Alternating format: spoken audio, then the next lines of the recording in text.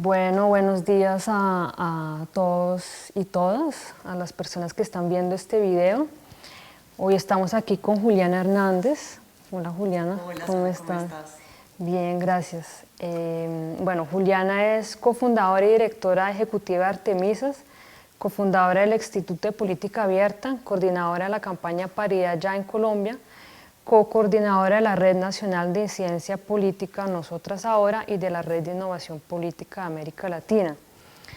Entonces, Juliana, pues digamos que la idea básicamente es hablar sobre la campaña sobre la paridad, pero antes de eso, yo quisiera que nos contaras un poco cuáles son los obstáculos que enfrentan las mujeres para participar en política, porque pues la campaña, digamos, parte del presupuesto de que a las mujeres tienen unos límites, más limitaciones que los hombres para participar en política y por eso se necesitan unas cuotas, ¿no?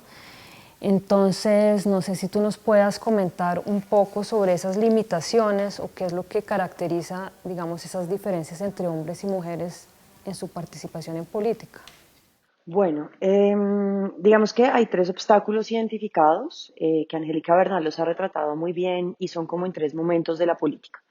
Los primeros obstáculos que enfrentan las mujeres tienen que ver con los conocimientos de la política y del ejercicio electoral, ¿no? No todas las mujeres que se meten a un ejercicio político saben cómo funciona una lista cerrada, una lista abierta, cuál es el sistema electoral, qué es el sistema de Hunt, cómo te peleas tú y cómo te disputas la posición dentro de una lista, cómo te peleas los recursos.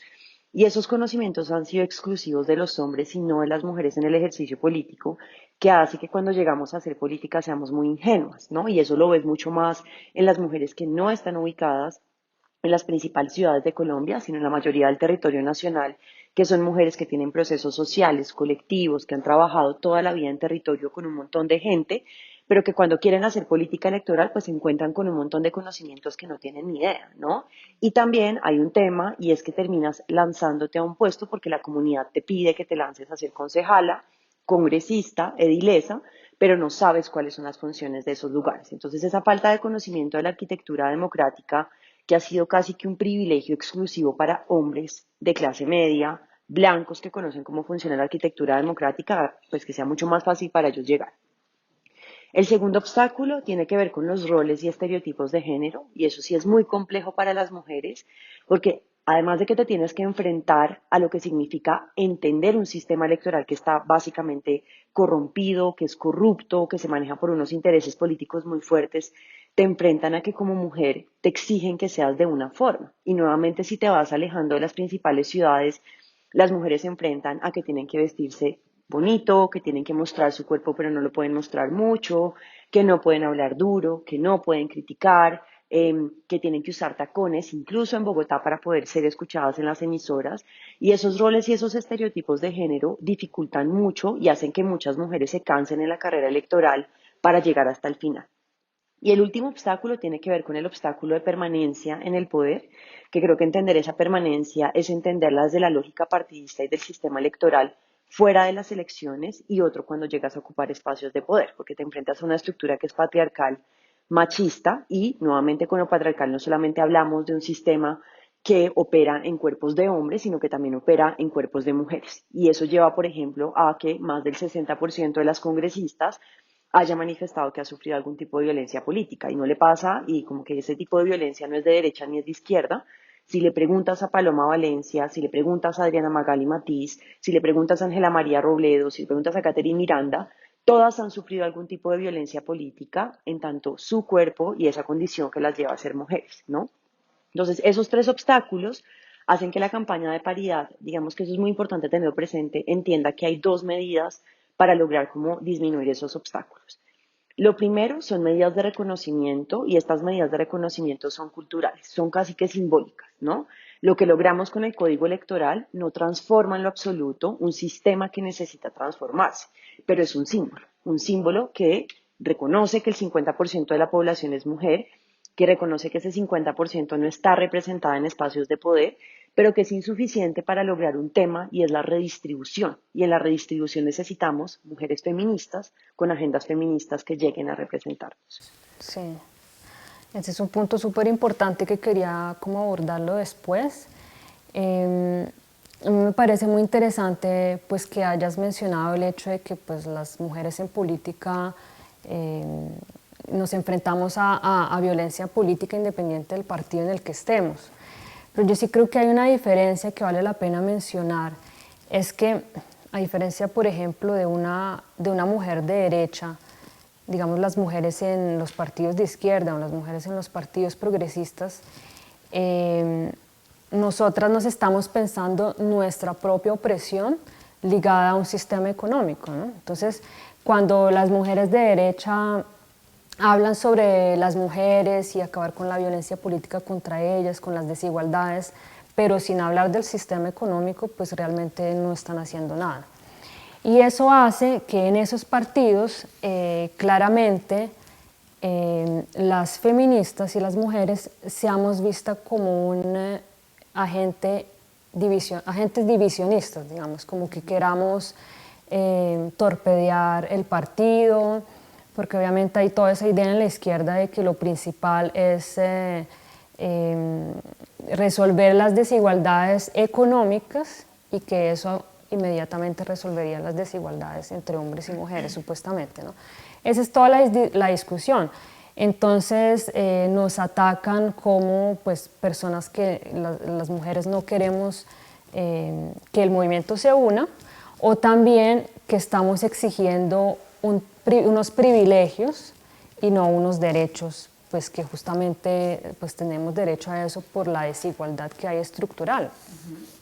Entonces, por ejemplo, antes de entrar en el tema de la campaña, ¿cuáles serían, por ejemplo, una estrategia para que en un partido como el Polo, que es el partido en el que estoy, se empiece a discutir el tema de la paridad y de la lista cremallera? Por ejemplo, en mi caso, que soy precandidata al Senado, pues para que esa lista que se presente al pacto histórico tenga paridad y que además sea cremallera.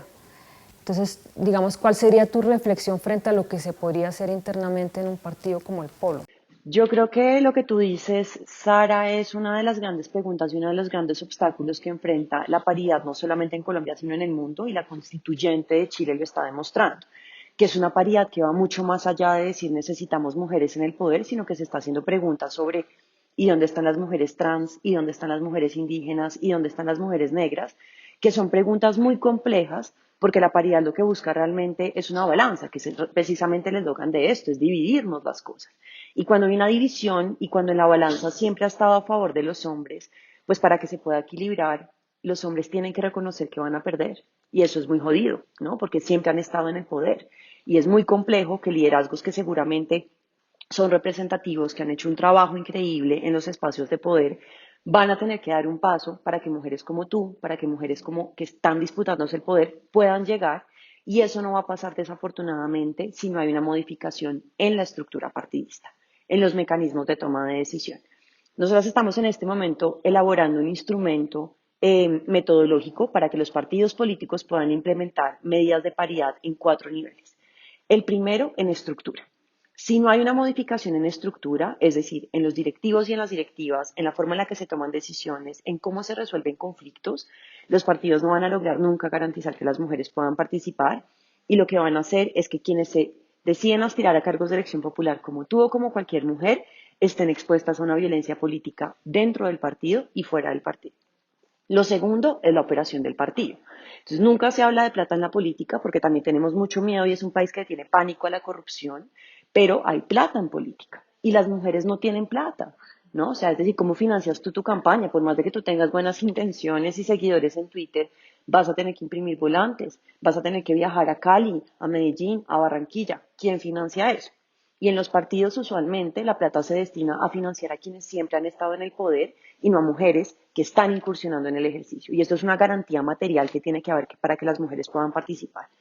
Y por otro lado, todo lo que tiene que ver con democracia externa, que son el tema de afiliación y el tema de militancias. Y creo que los partidos políticos, ni siquiera los progresistas, precisamente por esa lucha que se piensa aislada, ¿no? Primero la lucha de clases y después la lucha por la igualdad, parecieran dos luchas separadas y no lo son. Porque yo sí creo que en Colombia las mujeres feministas están dando una disputa de lo que tú estás diciendo y es ir al modelo económico. Y están cuestionando el modelo económico extractivista, neoliberal, de intereses privados, de concentración de la riqueza. Y en ese cuestionamiento de concentración de la riqueza, pues también están cuestionando la concentración de la riqueza del poder político tradicional, ¿no? Entonces, la coherencia de los partidos políticos, realmente yo no creo que llegue de forma natural, ¿no? O sea, no, yo no creo que los hombres estén tan dispuestos a perder y a hacer en esa balanza de poder. Y ahí es donde necesitamos que el movimiento feminista y las mujeres en general acompañemos esos procesos, así no seamos militantes de partidos políticos. Necesitamos acompañar a candidaturas como la tuya, como la Ángela María, las mujeres que estén en ese espectro que garantice una redistribución de riqueza y que obligue a los partidos políticos a implementar esas reformas. Porque yo sinceramente no creo que vaya a pasar que ellos digan mañana, ay Sara, te vamos a poner de segundas en la lista y además te vamos a financiar tu campaña de primeras, te vamos a financiar tu campaña política, te vamos a abrir los espacios en radio, televisión. Yo no creo que eso pase porque detrás tuyo hay hombres que han estado y que seguramente son hombres maravillosos, pero que siempre hay que ceder, ¿no? O sea, y ellos van a perder poder y yo creo que eso cuesta un montón cuando uno ha estado tan acostumbrado y tan atornillado al poder, que son los hombres en general, ¿no? O sea, no son hombres buenos ni malos, sino que es como un derecho de nacimiento que ellos tengan poder. Eh, entonces, como que creo que ahí, pues, acompañaremos e incidiremos en los partidos políticos. Estamos desarrollando esta caja de herramientas que consideramos que es vital y que sabemos que no va a pasar de la noche a la mañana. Pero segundo, vamos a rodear a las mujeres que están en procesos políticos. Y esa rodeada no pasa sola, es decir, y tú lo estás viviendo y lo están viviendo muchas candidatas, pero si una mujer se lanza a la política sola, no lo logra, porque tiene a los hombres, a la estructura partidista, al sistema patriarcal, a los medios de comunicación, atacándolas constantemente. Sí, lo que tú decías es básicamente que